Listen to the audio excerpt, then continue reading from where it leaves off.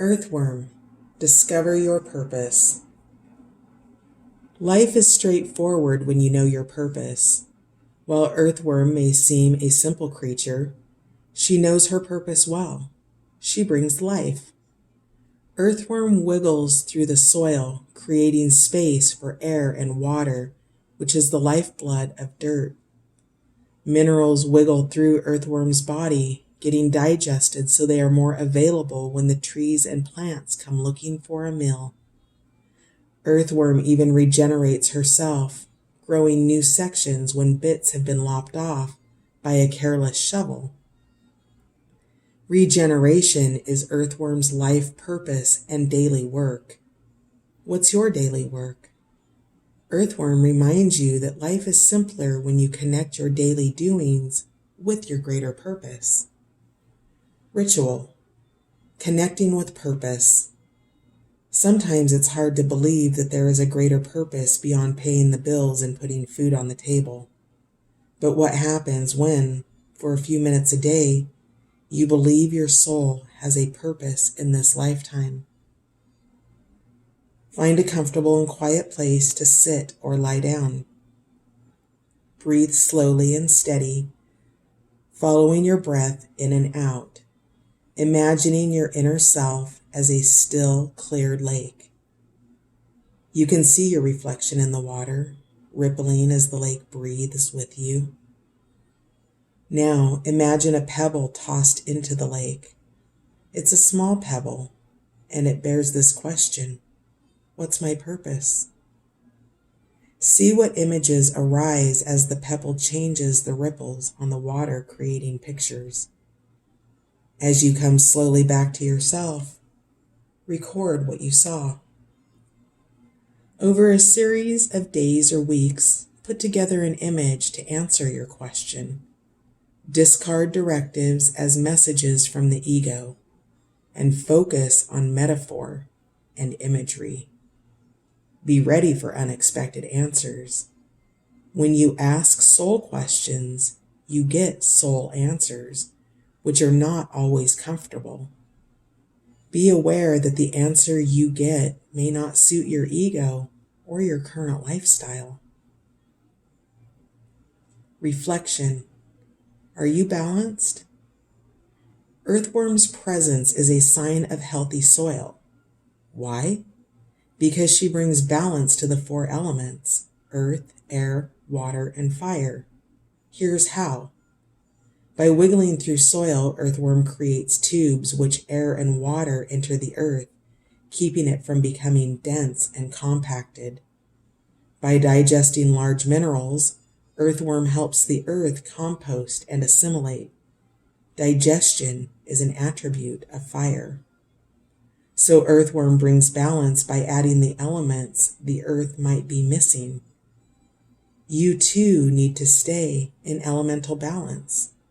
Earth is your body, your material being. Air is breath and thought. Fire is digestion, passion, and creativity. Water is emotion and reflection. Do you have missing elements that you need to call into balance? What would bring your whole being into balance? Eastern Oyster, deal with the dirt. Life is messy, but that doesn't bother Oyster. Water pollution? No problem. Oyster will filter it, package it up, and send it to the bottom of the sea. Grit and sand? Easy peasy. Oyster will cover it with layer upon layer of nacre until it shines. Oyster's magic is knowing how to deal with the dirt.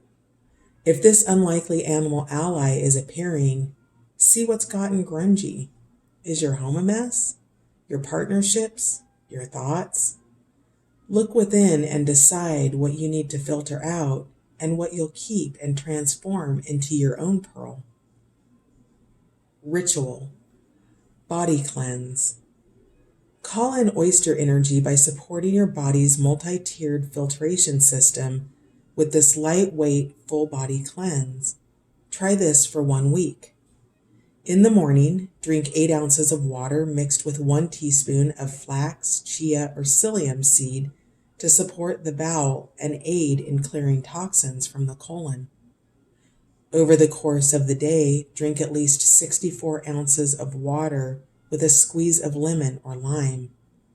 Water helps the kidneys and bladder excrete urine, which removes waste from the blood. Citric acid from the lemon or lime can give your digestive system a boost. Before you shower, dry brush your skin to help stimulate the lymphatic system. During your shower, use hot water to bring on sweat, then switch to cold water, alternating back and forth twice. This hot-cold action is thought to tone the blood vessels so they can continue to the work of carrying nutrients and moving toxins out. For 5 minutes in the evening, practice deep and conscious breathing to support healthy lung function. If you occasionally do a big detox, see how it feels to make like Oyster and do a light detox on a more regular basis. Reflection. Toxic thoughts. There's an old Taoist fable that goes like this. A man comes to a Taoist monk and says, "I'm new to this village. Will I be happy here?" The monk asks, "Were you happy in your old village?" The man says, "Oh, yes." And the monk replies, "Then you will be happy here." Another man comes to the monk and asks the same question. "I just moved here. Will I be happy in this village?" Again the monk asks, "Were you happy in your old village?" The man replies, "No." The monk pauses before saying, "Then I don't know that you'll be happy here." Our thoughts shape our experience of life. If you are constantly entertaining toxic thoughts, it is hard to be happy. Notice if you are comparing yourself to others, always feeling like you're not enough or you don't have enough, blaming other people for your troubles or spending your energy trying to change the people you love. Noticing these types of thought patterns? Turn your toxic thoughts into pearls with gratitude and practice. Sea River Otter. The Pearl is the oyster's autobiography. Federico Fellini. Elderberry. Cyclicality. Elderberry traditionally lives at the center of the garden, telling stories of winters past and springs yet to come. Though often scraggly and a questionable centerpiece, her 3 faces embody the goddess. Maiden in the spring, abundant with white petals, mother in the summer, when wine-red berries adorn her branches, and crone in autumn, when her leaves are falling away. She looks quite dead in winter, all bare branches and hollow bones. Elderberry's yearly evolution teaches you to dance with the closely twined cycles of life, death, and rebirth. Wherever you are in life, she reminds you that acceptance of life's cyclicality is the key to earning your spot at the garden's center.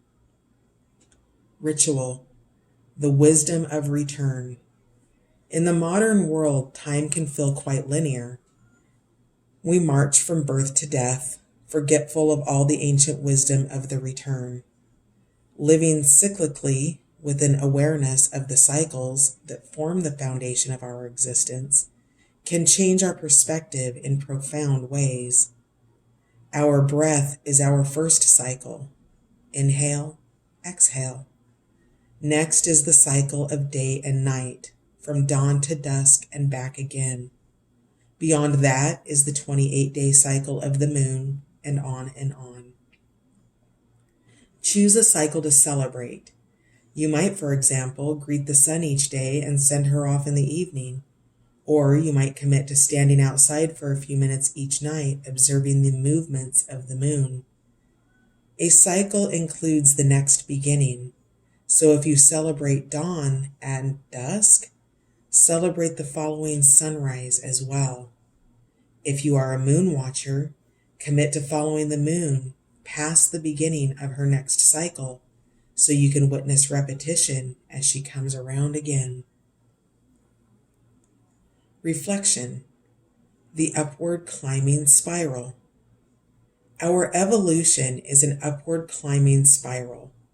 We repeat lessons, gaining wisdom as we go. But if we hop from thing to thing, never repeating, declaring things done after one go-round, we deny ourselves this growth, this ability to evolve into the goodness at the center of the garden. Do you take the time to dive deep, allowing cycles of repetition to enhance your understanding? Do you allow new knowledge to take root in your hands and your heart through practice? Or do you hold knowledge only in your head, denying yourself true learning and wisdom? It is odd that we never question the feasibility of a football team practicing long hours for one game. Yet in writing, we rarely give ourselves the space for practice. Natalie Goldberg, Writing Down the Bones.